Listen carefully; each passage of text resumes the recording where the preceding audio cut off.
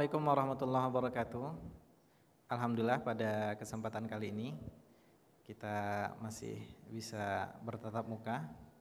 Di podcast kali ini saya ingin membahas tentang tajwid. Alhamdulillah sudah bersama kita Ustadz Rahmat Ridwan Lubis, Mudir Pondok Pesantren Islam Al-Hijaz. Assalamualaikum Ustadz. Assalamualaikum warahmatullahi wabarakatuh. Gimana kabarnya Ustadz?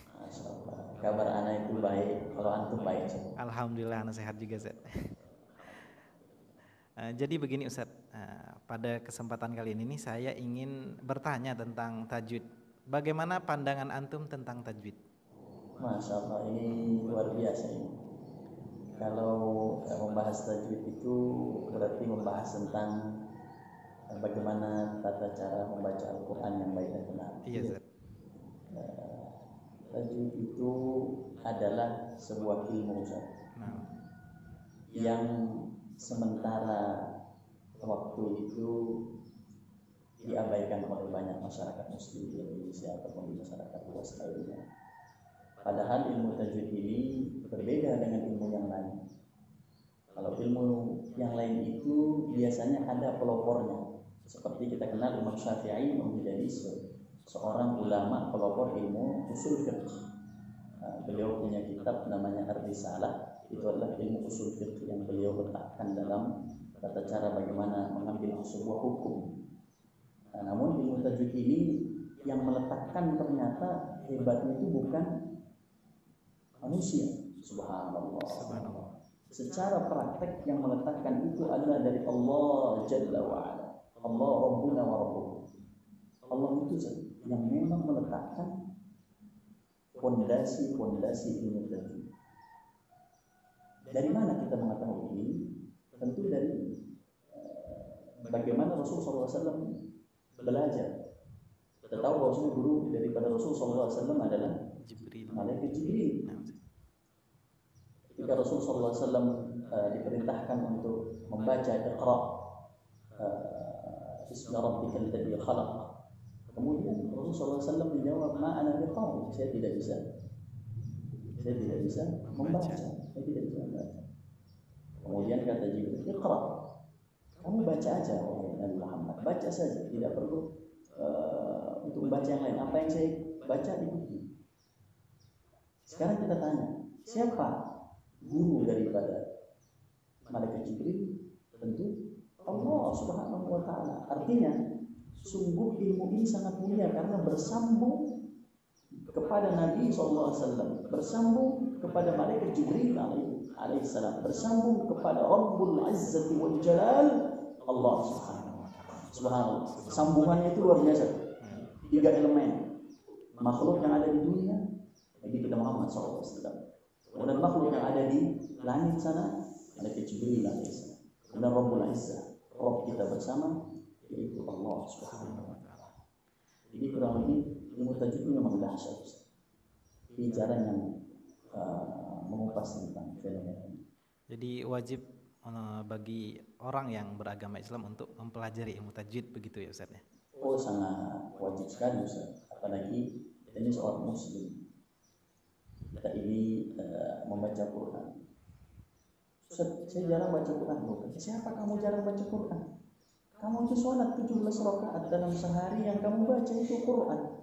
Alhamdulillah Rabbil Alamin Ar-Rahman Ar-Rahim Maliki Yaumiddin. Semuanya Quran. Tidak bisa kita lepas dari Al-Quran. Jangankan itu saja. Kalau Anda boleh tanyakan. Sekarang Anda boleh tanya, boleh tak? Boleh. Masya Allah. Boleh ya. Masya Allah. Nama lengkap siapa sih? Nama Ana Henry Nofrizal. Henry Nofrizal. Masya Allah. Namanya luar biasa. Kalau Ana boleh mengatakan Henry Nofrizal, marah Ustaz, karena emang nggak sesuai. Wah, nggak sesuai. Jadi ketika Ustaz Hendro, antum kayaknya agak gimana gitu Ustaz ya? Dalam hati ya, agak kurang serak ya. Jadi itulah tajwid. Tajwid itu Al-Quran. Al-Quran itu punya cara. Allah Subhanahu.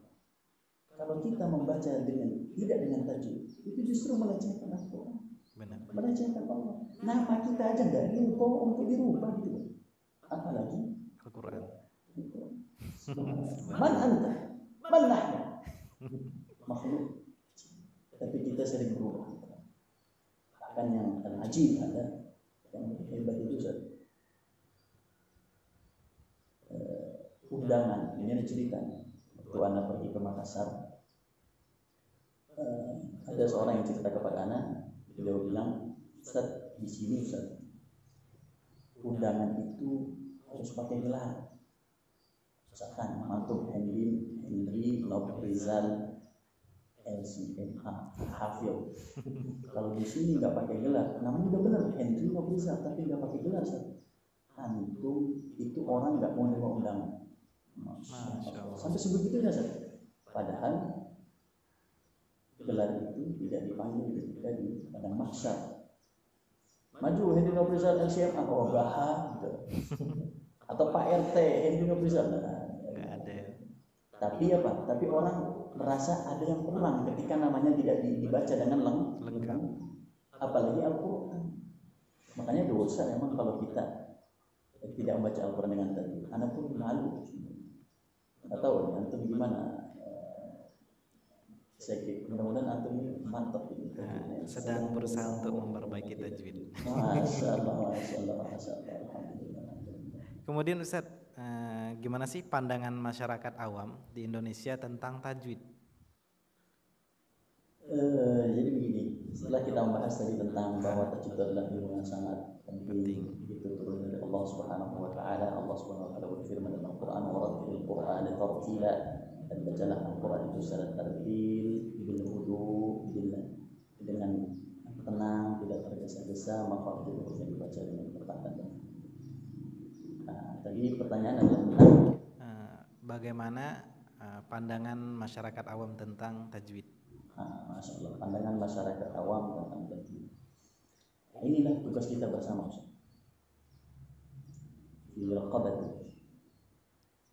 Di atas pundak antum itu, di leher antum itu, di leher anak kita ini orang yang memang Allah alhamdulillah sedikit banyak berilmu. Allah titipkan ilmu Al-Quran ini. Itu tugas kita bersama. Untuk apa? Untuk melestarikan ilmu tajwid ini kepada masyarakat umum. Mereka masyarakat umum yang berada di bawah itu tidak mengenal apa itu tajwid. Mungkin di antara mereka belum pernah mendengar istilah tajwid. Betul tidak? Betul, Ustaz. Masih banyak yang belum bisa. Bahkan ada menurut sebuah penelitian itu ada lebih dari 50% masyarakat Indonesia tidak bisa membaca Al-Quran, buta huruf. Subhanallah. Itu benar adanya, dan saya pun pernah membaca penelitian itu. Dan hebatnya Ustaz, ilmu tajwid ini bukan untuk orang Arab. Walaupun Al-Quran itu berbahasa Arab. Masya Allah.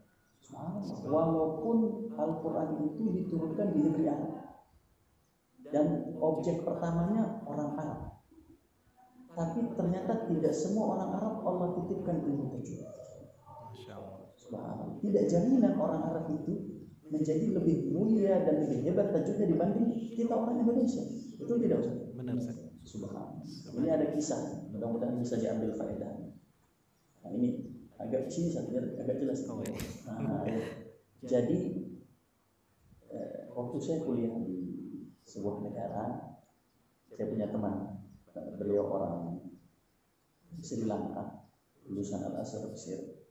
Beliau cerita bahwa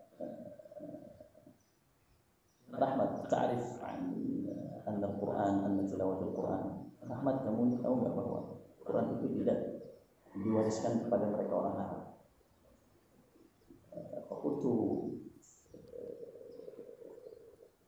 bilang khususkan gimana memang? Gimana taksud? Gimana menurut antum ini? Dan beliau bilang Al-Quran itu, saya ini kejadian nyata. Saya ini kuliah di Mesir. Kemudian saya ini bermain dengan teman-teman ke sebuah perkampungan Mesir di sana. Setelah saya bermain di sana, ketika itu kami ingin mencari sebuah tempat untuk bersinggah. Ada seorang bapak-bapak tua, rumahnya sangat sederhana. Kita diundang datang. Sini dengan bahasa Arab Mesir Ammiya. Sini datang. Akhirnya kami datang. Kemudian ditanya, kami duduk masuk. Kemudian kami ditanya, kalian dari mana? Kemudian teman anak tadi menjawab, kita dari Sri Lanka. Kita kuliah di Al Azhar di sini dan kita ini adalah mahasiswa S1. Kemudian tak lama kakek-kakek ini, subhanallah, mengeluarkan air mata. Jadi nangis. Loh, ini tamu kaget. Kenapa kamu nangis ini? Ya amma syekh. Kenapa menangis? Apa sebabnya?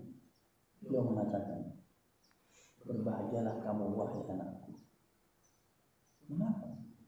Karena kamu di sini belajar bahasa Arab dan kamu bisa bahasa Arab padahal kamu bukan orang Arab. Subhanallah. Dan kamu bisa membaca Al-Quran dengan baik, sedangkan saya tinggal di Arab dan bahasa Arab fushah saya tidak bisa dan bacaan Quran saya tidak lancar. Subhanallah. Dan kebetulan teman anak hafil tambah 30 juz. Sudah selesai 30 juz.